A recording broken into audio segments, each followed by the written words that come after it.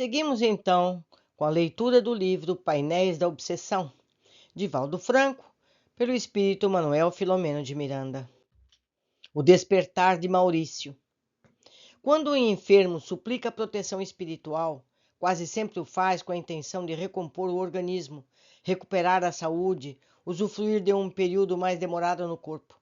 Causa, às vezes, estranheza quando os resultados se fazem opostos aos anelados, qual ocorreu com Valtércio. É que para nós a vida verdadeira é a do espírito, mundo causal e ilimitado, quando a da matéria se assinala pela transitoriedade, limite e finalidade de crescimento e evolução. Muito natural que, diante de uma permanência mais longa no corpo, com gravames e perigos que podem prejudicar o processo de elevação da criatura. Em muitos casos, essa seja recambiada ao lar, da mesma forma que, em se considerando os benefícios que a reencarnação propicia, mesmo que sobre dores e testemunhos mais severos, se esforcem os mentores por dilatar o prazo de permanência conforme a ocorrência com Argos. Então, o que ele está dizendo aqui? Que muitas vezes é preferível que a pessoa desencarne antes, para que ela não cometa determinados erros. E outras vezes é preferível que ela fique mais tempo do que o planejado, para que ela tenha oportunidade de corrigir erros. Então, a espiritualidade sabe o certo, a hora adequada para cada um ir ou ficar. Continuando. No entanto, havia algumas questões que me suscitavam inquirições mais profundas no problema obsessivo de Valtércio, que levei ao conhecimento do amigo Dr. Lustosa. Paciente e lúcido, o conselheiro dispôs-se a ouvir-me e a esclarecer-me. O retorno de Valtércio, propus com respeito, estava programado para ocorrer naquele dia? E se ele não houvesse orado, recebendo o auxílio confortador que lhe foi dispensado, o que sucederia? Abreviados em alguns dias o seu estado carnal, respondeu com segurança. Em nada foi modificada a estrutura kármica do nosso amigo. É certo que as suas energias suportariam um pouco mais a organização física em combalimento. Todavia, a sua mudança mental, com honesto interesse de superação do sofrimento, cujas causas conscientemente ignorava, a sua resignação ante a dor e o desejo de renovação credenciaram-no à libertação do corpo, tanto quanto do fator constringente, obsessivo que o martirizava. A função do sofrimento não é punitiva, antes retificadora, educativa. Deve despertar na pessoa para o exame de outros valores que ficaram à margem e necessitavam de consideração. Tão logo funcionam seus objetivos, diluem-se as injunções penosas e o indivíduo marcha com segurança, vivendo as experiências do bem e do amor. No estudo em tela, a obsessão produzia um fenômeno de expurgação do mal que se dominador no comportamento do doente, razão que propiciou ao seu inimigo sincronizar com as suas matrizes receptivas, cujo campo de sintonia foi desenvolvido quando ele preparou as condições para o infanticídio do futuro filhinho. Ainda ressoavam no seu íntimo as mesmas grosseiras e primitivas paixões que no passado o levaram à delinquência. Mais tarde, diante da reação inesperada de Amanda, a falta de estrutura moral para sofrer o acontecimento fê-lo mais aberto, mais acessível à indução do antagonista, pelo remoer da mágoa, o vitalizar da revolta e por aceitar as sugestões de autopunição pela fome e martírios que se impôs. Convém ainda considerar que, liberando pela desencarnação o paciente, libertou-se também do seu agressor, que ora se prepara para a recuperação de valores, sem o contínuo cair na alucinada cobrança que mais o infelicitava a cada dia. Constitui um ato de amor para ele, conceder-lhe oportunidades de repouso, de reflexões novas, mediante as quais se sentirá amparado, sob a tutela de amigos e benfeitores que o predisporão à própria felicidade, sem que lhe faça a condição essencial a desdita do outro. Se porventura não houvesse ocorrido a transformação do companheiro encarnado, o Valtércio, a vingança prosseguiria áspera, levando os contendores à mais dolorosa situação. Valtércio se demoraria um pouco, no entanto, sem qualquer benefício espiritual ou moral, quiçá em pior a lamentável, gerando-lhe maior soma de sandice de que se daria conta além das vísceras orgânicas, repetindo o erro do seu algoz, isto é, passando a desforra. Temos que quebrar o círculo de ferro em que se movimentam as criaturas, enleadas nos vícios e crimes, indo à terra e voltando, sem que conduzam proveito e paz nas experiências que se consideraram malogradas. Eu verificava convencido da justeza da sabedoria das leis, que o ludibrio e o engodo não fazem parte do cosmo, sendo astúcias transitórias da mente mal desenvolvida, que num logro espera encontrar aventura. Valtércio recusou-se à paternidade. Apesar disso, aquele que não pôde renascer por ele voltaria ao mundo, no mecanismo da reencarnação, a fim de recebê-lo mais tarde na condição de filho. Mudaram-se as posições e permanecia o impositivo da vida. Logo mais, informou-me o médico, deveremos visitar Maurício, conforme estabeleceu a irmã Angélica, a fim de o auxiliarmos nas decisões a respeito do seu futuro. Cumpre-nos o dever de inspirar e auxiliar, mas a decisão e a ação pertencem a cada um. Desviando a atenção do caso Valtércio, passei a recordar-me do jovem que me despertara interesse e simpatia. Não me parecera mal, antes deixara-me a impressão de um espírito jovem nas experiências morais. Sem embargo, evocando os graves ações que lhe pesavam no campo da responsabilidade, fiquei a conjecturar em que estágio ele poderia situar-se. Longe de mim o propósito de incorrer na leviandade e o julgamento malsão, animava-me o sadio interesse de melhor entender as criaturas e os envolvimentos diante da oportunidade de evolução. Às 22h30, fomos em visita ao jovem Maurício. Encontrava-se residindo no Rio de Janeiro, tomando parte de um grupo de rapazes e moças, músicos, cantores, que cobiçavam a fama e a prosperidade.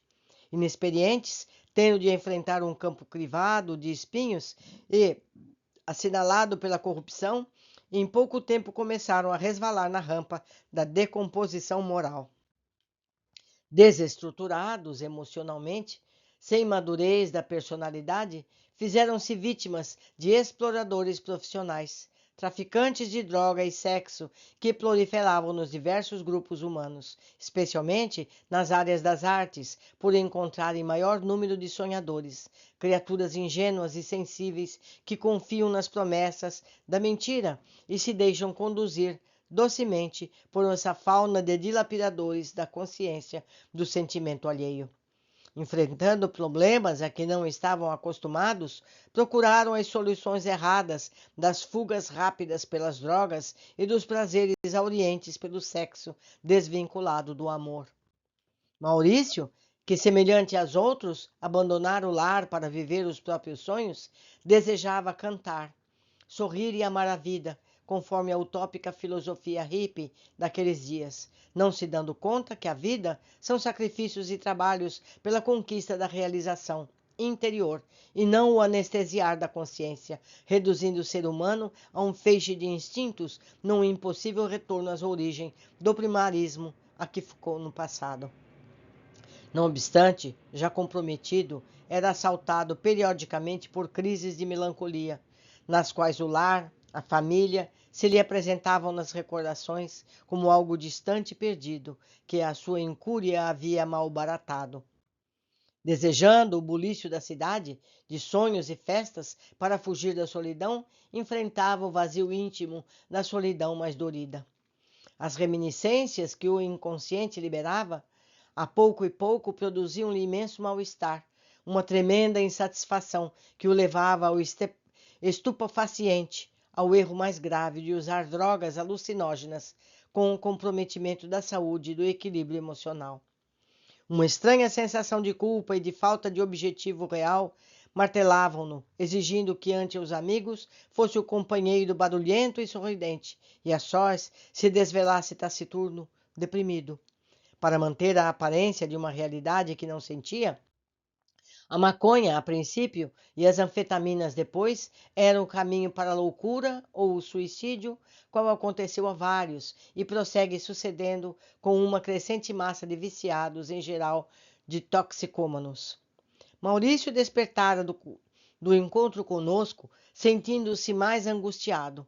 Experimentava a sensação de ter sonhado com um paraíso que perdera, mas no qual havia a presença da mágoa desconhecida que o macerava.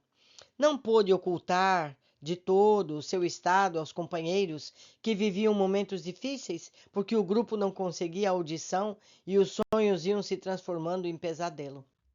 Assim, nas noites seguintes, passou a deitar-se na parte superior do edifício, donde melhor observava as estrelas e fugia da presença dos demais. Ensimesmado, procurava um apoio qualquer, socorro, que aliás desconhecia de que forma e por quem lhe adviria. Fomos encontrá-lo nesse estado de amolentamento emocional, ensimesmado, com lágrimas nos olhos que não chegavam a extravasar. A irmã Angélica cercou-se com carinho maternal, induzindo-o a um sono profundo, tranquilizador. Quando se lhe anestesiaram as percepções sensoriais, ela o desdobrou, despertando-o para o reencontro que deveria assinalar o início de uma etapa nova, decisiva da sua existência. Vendo-a, Maurício recordou-se da experiência anterior. A doçura do seu olhar envolveu o jovem e ele, titubeante, receoso, desejou abraçá-la, repousar no seu regaço, o que a timidez o impediu. A entidade valorosa, compreendendo-lhe o conflito, tomou-o pelas mãos e com afeto considerou. Já é tempo, filho, de retornares a Jesus. O Mestre te espera há milênios, sem que lhe ensejes a alegria de o seguir. Até quando será necessário que o seu convite te chegue em forma de dor e desconforto e a sua voz te alcance na balbúrdia das alucinações? A carne é pesada, a carapaça que dificulta a visão luminosa do amanhecer perene, a que prende no solo, sem permitir os voos de libertação. Todavia, é também um esconderijo amigo para o culpado que necessita de oportunidade de recuperação. É o escafandro protetor para submergir no oceano das experiências naufragadas, a fim de recolher destroços. É bênção de que não se pode prescindir enquanto existe imantação com a Mãe Terra. Somos viajores dos infinitos caminhos do tempo, que estagiamos por capricho nas baixadas ermas e sombrias, quando nos esperam os acumes amplos e habitados pela felicidade. Detemo-nos, por enquanto, no paú, sofrendo a asfixia das exalações dos corpos e vegetais em putrefação. Quando estamos destinados ao planalto de paz, onde a brisa perfumada do amor rocia-nos, canta a balada de perene esperança e vitória. Já te deixaste arrastar a graves insucessos, surge-te oportunidade fecunda que deves aproveitar. Os teus silêncios martirizantes têm falado em prece de submissão, em pedido de auxílio ao generoso dispensador que ora te atende, qual vem ocorrendo sempre. O teu apelo maior desses dias, porém, desencadeou uma série de providências que te aguardam. Aproveita, agora, ou só mais tarde, muito mais tarde, poderás encetar a viagem de retorno para recomeçar o avanço sobre ingerentes e penosas cargas de dores que desconheces. Maurício ouvia-a, quanto nós, embevecido, sinceramente emocionado. Procurava identificar nos refolhos da alma aquela voz, aquele ser, não logrando o intento. Percebendo-lhe a busca íntima e desejando encorajá-lo, ela prosseguiu. Conhecemo-nos sim, um dia, em plena noite medieval. Brilhou a luz de Assis, e o pobrezinho tocado por Jesus, a quem amava em demasia, arrancou-nos do tédio e da inutilidade com a sua canção, convidando-nos a seguir, porque a defecção e a teimosia, o abandono, a responsabilidade e a oposição à luz? Caímos para levantar, paramos para recobrar forças e prosseguir. Permanecer no tombo ou estagiar no descanso é matar o tempo, recuar na conquista da glória. Não relaciones dores, nem anotes dissabores. Quem se compraz, lamentando na retaguarda, opõe-se ao crescimento e à conquista que o aguardam. Esta existência significa-te muito, e almas enobrecidas que te amam empenham-se em ti para que não te falte valor e oportunidade, serviço e realização. Não obstante, de ti depende a permanência na várzea, fitando as estrelas ou a ascensão no rumo dos astros lucilantes. Ante a pausa que se fez natural, Maurício indagou timidamente: Como fazer, senhora? Temo cair mais e odiava, chafurdo no erro. Sonho com o bem e me acumplicio com o mal. Desejo ajudar os outros e não sei auxiliar-me. Por onde iniciar? Havia uma grande sinceridade que lhe exteriorizava a alma. A sábia conselheira reconheceu a Bernardo, que lhe entregou um livro brilhante, de grande formato. Tomando-o, ela explicou: Aqui tens a Bíblia, o livro que narra a história do povo hebreu, na tecedura do Velho Testamento. Nestas páginas encontrarás revelações espirituais e advertências, nem sempre consideradas premonições e profetismo, anunciando a chegada de Jesus à Terra. No Novo Testamento, identificarás o Mestre em contínuo labor, convidando-o a segui-lo, sofrendo por amor, entregando-se em doação total. Sua voz cantará aos teus ouvidos os poemas das águas, do ar, dos vegetais, de toda a natureza, do apogeu do bem, aventuranças, que te fascinarão, abrindo-te os olhos, os ouvidos e o entendimento. Medita nos seus nobres ensinos e retempera o ânimo. Terás forças para abandonar a utopia, retornar ao lar, qual o filho pródigo da parábola, onde te esperam carinho e afeição. Reconhecendo o mundo, poderás eleger depois a diretriz a tomar: Deus ou Amon ou Mamon. Ali te chegarão amigos para apresentar-te novos rumos, ampliar-te o entendimento, consolidando-te a fé. Não receeis romper com o mal que ainda reside no mundo íntimo. Não será um ato simples que deverá seguir a decisão. Antes terá que investir muito para que alcances a meta. Quem se nega ao avanço repousa, porém se candidata à paralisia. Encontrarás o livro entre os guardados dos teus amigos. Examina-o por agora, a fim de renovar a mente. Ajudar-te-emos, inspirando-te na determinação de crescer e vencer-te. Os resultados dependerão do investimento que faças, do esforço por lográ-lo. Não postergue por acomodação ou negligência o momento da tua felicidade. Começa hoje, prossegue sem tergiversação. Entrega-te ao bem e estarás amparado por onde sigas. Não te serão regateados os auxílios. No entanto, terás que seguir com os teus próprios pés, sob o comando de uma vontade firme e de uma decisão robusta. Jesus te abençoe. Calou-se a mensageira.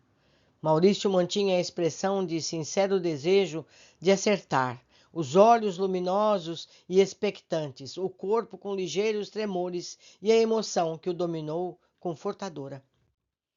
Ele necessitará de desintoxicação, confidenciou-me o Dr. Lustosa. Bernardo irá assisti-lo com passes diários por algum tempo. Será providenciada uma enfermidade auxiliar, como terapia libertadora.